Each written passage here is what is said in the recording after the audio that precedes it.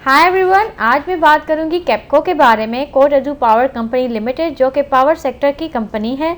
इसमें मैं आपको ये बताऊंगी कि ये कंपनी कितना पे आउट देती है, क्या इनका पे आउट इनकी जो अर्निंग्स है उसके साथ वेल कवर्ड होता है। इसके बारे में करंट न्यूज़ दूंगी और ये भी बताऊंगी कि ये जो कंपनी पे आउट देती है तो वो उसको कहाँ से कवर करती है। तो चलिए स्टार्ट करते हैं। अगर आपने इस वीडियो को लाइक नहीं किया तो इस वीडियो को लाइक करें, चैनल को सब्सक्राइब करें और ये वीडियो शेयर ज़रूर कीजिएगा अपने दोस्तों के साथ, ताकि ये जो इन्फॉर्मेटिव न्यूज़ है ये सब तक पहुँचे। सबसे पहले एक और जो कैप्को का अभी करंट शेयर मार्केट प्राइस है वो 27.61 है। 52 वीक रेंज में इनका हाई 47.59 है। मतलब अभी ये आपको मार्केट में 50% के डिस्काउंट रेट पे मिल रहा है।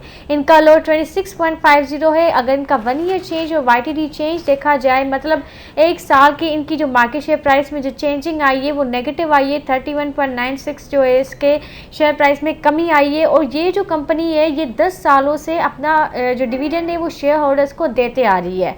और ये भी मैं आपको बताऊंगी कि ये जो डिविडेंड दे रही है वो कहाँ से पे करती है, कंपनी के एसेट्स कितने हैं, कंपनी की बुक वैल्यू कितनी है। कंपनी का YTD चेंज देखा जाए तो कंपनी जो रिटर्न देती है एक साल में उनका रिटर्न -14.65 हो गया है। मतलब इन्होंने अपने रिटर्न कम किया है। अब बात ये होती है कि ये कंपनीज को सर्कुलर डेट से जब इनको मिलता है, जब सर्कुलर डेट से इनकी पेमेंट होती है तो उसके बाद ये जो है अपने शेयर होल्डर्स को और ज़्यादा डिविडेंड देती है। अब 25 years of excellence financial achievement.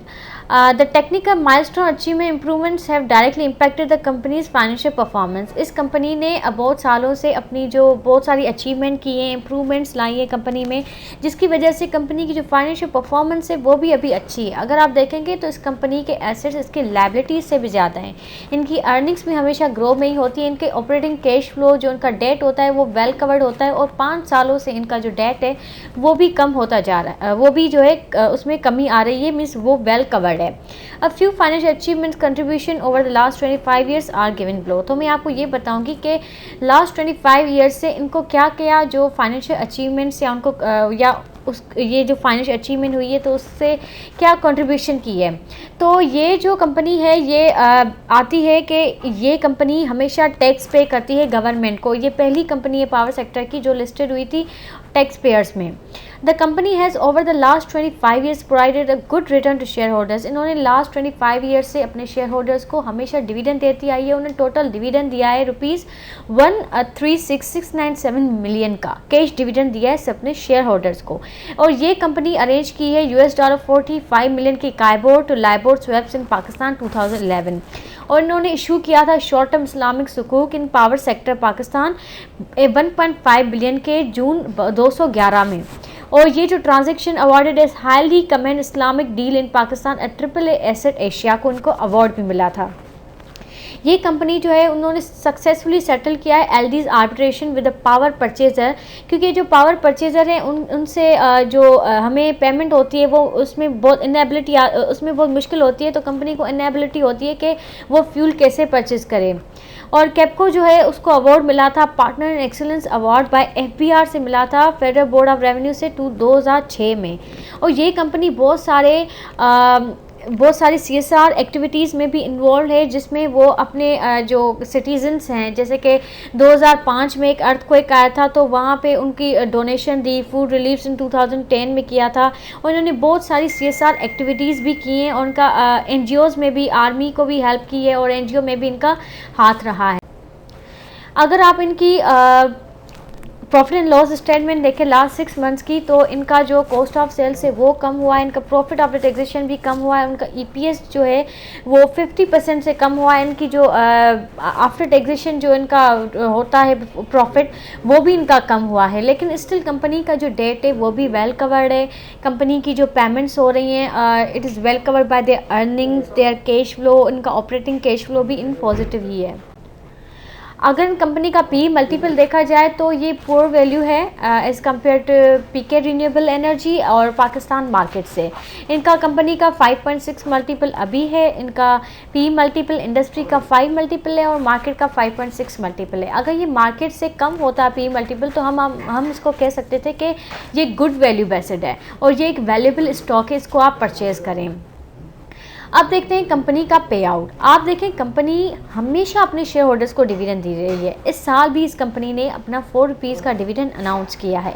अगस्त में भी इन्होंने 3.5 रुपीज़ का डिविडेंड दिया था। उससे पहले भी 2021 में ही इन्होंने 5 रुपये का डिविडेंड भी दिया था।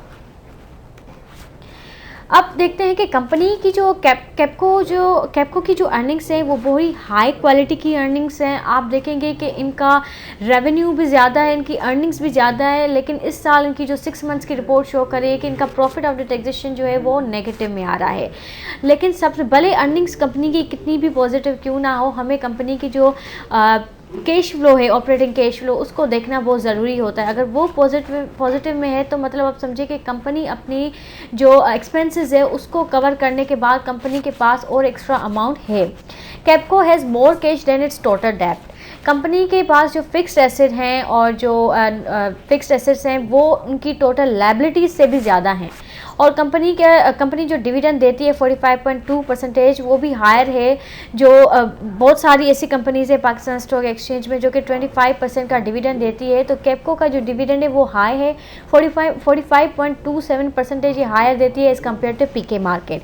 इनका जो करंट पे आउट दे रही है शेयर होल्डर्स को वो 254% है, वो एज ए डिविडेंड की सूरत में दे रही है, बट ये वेल कवर्ड नहीं है बाय देयर अर्निंग्स। अब ये मेन बात है कि कंपनी अपने शेयर होल्डर्स को डिविडेंड दे रही है, लेकिन उनका जो डिविडेंड है वो वेल कवर्ड नहीं है बाय अर्निंग्स। अगर ये वेल कवर्ड नहीं है तो ये कंपनी को आगे चल के नुकसान भी हो सकता है। तो इसके कुछ रीजंस भी मैंने दिए हैं कि ये कंपनी क्यों, मतलब ऐसा होता है कि कंपनी अपना डिविडेंड ज़्यादा दे रही है as compare to their earnings. तो रीज़न ये भी हो सकते हैं कि जब भी डिविडेंड अनाउंस होता है किसी भी कंपनी का, तो उनकी जो बोर्ड ऑफ डायरेक्टर्स हैं वो जो हैं वो मीटिंग करते हैं, उसके बाद इनका डिविडेंड अनाउंस होता है।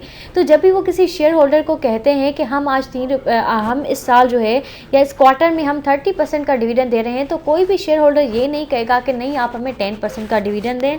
वो हमें यही कहेगा कि भाई आप हमें 50% का डिविडेंड दें।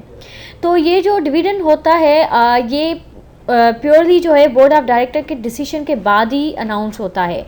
और ये भी हो सकता है कि इस कंपनी को अपने सर्कुलर डेट से जो पेमेंट भी हो रही है, इसलिए पेमेंट ज़्यादा होनी है, तो इसीलिए वो अपना डिविडेंड ज़्यादा दे रही है। लेकिन इस कंपनी का बुक वैल्यू देखेंगे तो वो भी 75 है, और इनके जो एसेट्स हैं वो भी लायबिलिटी को एग्जिट करते हैं। या ऐसा भी हो सकता है, मतलब ये जस्ट अजम्पशंस मैं आपको दे रही हूँ कि ऐसी भी हो सकता है कि कंपनी ने कोई कॉन्ट्रैक्ट साइन किया हो जिसमें उसने कहा हो कि हम इतने साल में ये फिक्स डिविडेंड अपने शेयर होल्डर को देंगे, या मतलब ये जो पावर सेक्टर की कंपनी है इसमें ज़्यादा जो शेयर होल्डिंग है वो गवर्नमेंट की है, तो गवर्नमेंट की तरफ से भी प्रेशर हो सकता है कि आप अपने शेयर होल्डर्स को यहाँ इतना, मतलब हर साल आपको इनको डिविडेंड देना ही है।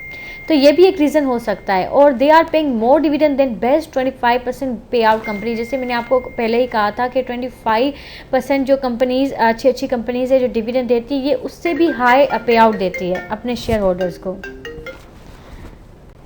तो अगर आपको ये वीडियो अच्छी लगी तो इस वीडियो को लाइक करें, चैनल को सब्सक्राइब करें, और thank you for watching this video. Allah हाफिज़।